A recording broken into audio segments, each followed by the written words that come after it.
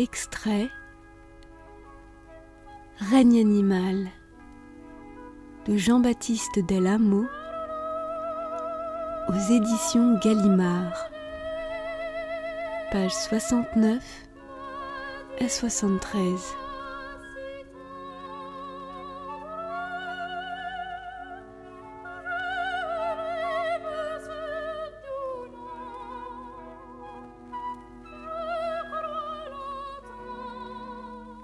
Pour châtrer une truie destinée à l'engraissage, le père fait venir Albert Brissard, car la bête laissée à son cycle devient mauvaise, ne profite pas et perd en un jour ce qu'elle a gagné en un mois.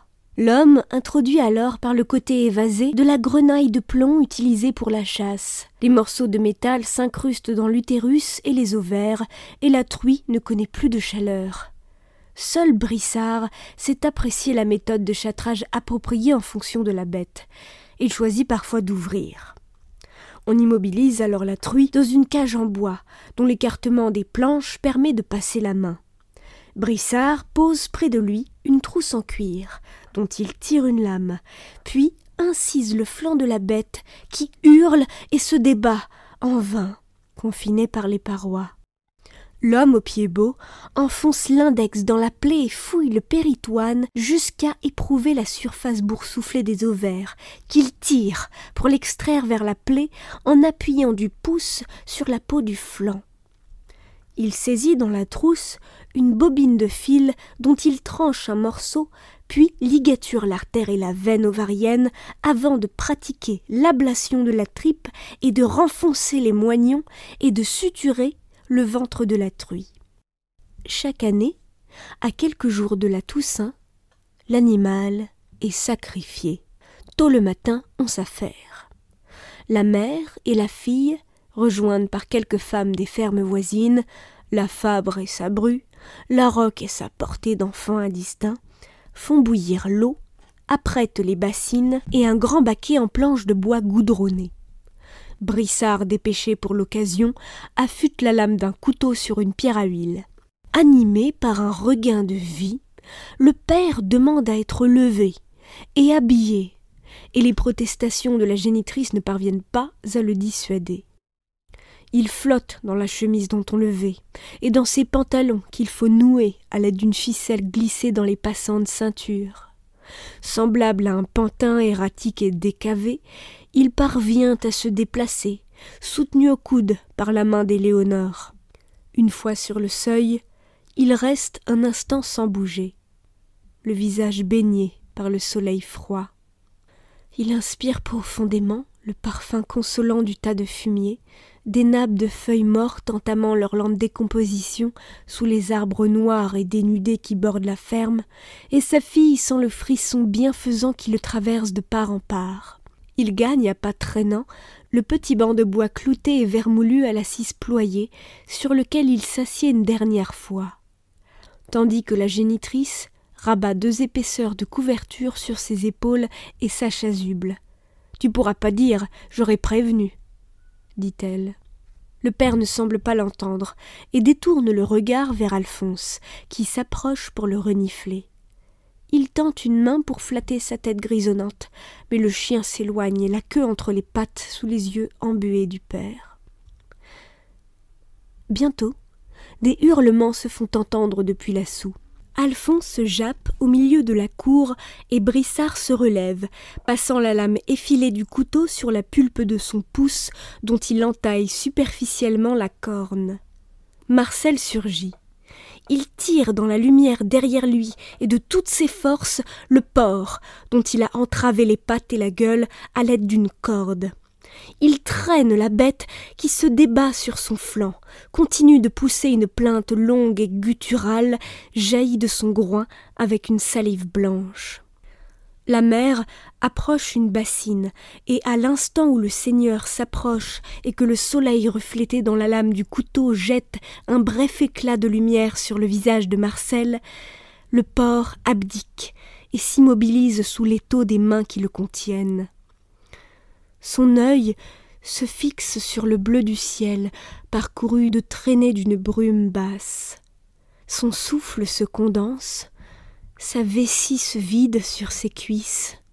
Depuis le banc, le père observe, approbateur, le gabarit du cochon. Albert Brissard plonge dans le cou la lame qui s'enfonce jusqu'au manche, tranche l'artère en un tournement, rejaillit immaculé, délivrant par à-coups le sang que le cœur de la bête propulse dans le seau pressé contre les lèvres de la plaie, et le visage sévère de la génitrice, comme le haut de son chemisier blanc, sont d'abord constellés d'une pruine giclée depuis le seau en métal. Éléonore se glisse entre les adultes et pose une main sur le dos de la bête dont le souffle s'amenuise, puis s'éteint. Lorsqu'elle se redresse et tend le seau aux voisines qui l'emportent, la paysanne néglige d'essuyer les gouttes prises à ses sourcils, au duvet de ses joues. Les hommes saisissent la carcasse désormais malléable, la surélèvent pour que s'en écoule le dernier fluide. Ils la hissent dans le baquet, et les femmes rapportent de l'arrière-cuisine les récipients d'eau bouillante qu'elles versent sur la dépouille, dans d'épaisses bouffées de chaleur qui les font reculer et leur arrachent de petits cris. Puis les hommes armés de grattoirs et de couteaux frottent vivement la peau brûlée. Et les soies arrachées flottent bientôt à la surface trouble et empuantie de l'eau, se collent à la peau de leurs poignets. Ils tirent ensuite le porc immaculé sur une échelle, déplient les membres, les ficellent au barreau. Brissard renfonce le couteau au niveau de la plaie déjà pratiquée et découpe la chair du cou jusqu'à dévoiler la trachée qu'il sectionne, les vertèbres cervicales dont il sépare les disques ouverts sur une corolle de moelle rouge. Les voix s'échauffent. La cour s'emplit des cris des enfants qui, lassés déjà par le spectacle, courent au milieu des volailles. Les pieds du porc sont eux aussi tranchés, les cartilages brisés, les os dessoudés. L'abdomen est ouvert sur l'amas de tripes d'où s'élèvent de fines fumerolles doucereuses et que la lame du couteau d'Albert Brissard vient décoller d'un patient va-et-vient, tandis que ses mains s'y enfoncent, soulèvent les circonvolutions intestinales, découpent l'anus, séparent la masse rosâtre des poumons, cisaillent les nerfs, arrachent enfin ce fardeau flasque et puant et le laissent tomber dans un baquet dont les femmes s'emparent.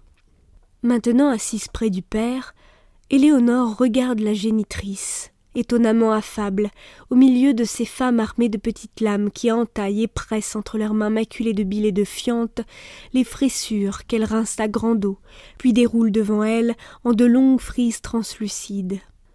La tête énuclée est mise à bouillir, puis raclée jusqu'au dernier morceau de viande pour la confection du pâté.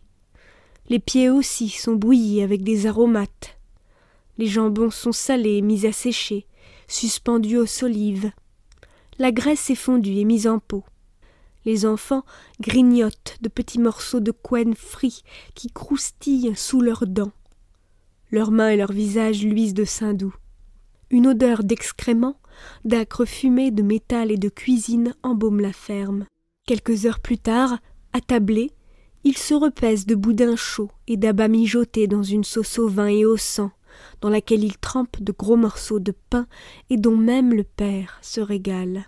Cette nuit-là, Éléonore rêve d'une falaise surplombant le lac de Tibériade, du haut de laquelle des porcs se précipitent par milliers, puis d'une eau noire, où leurs dépouilles par milliers flottent et par milliers dérivent vers d'insondables abysses.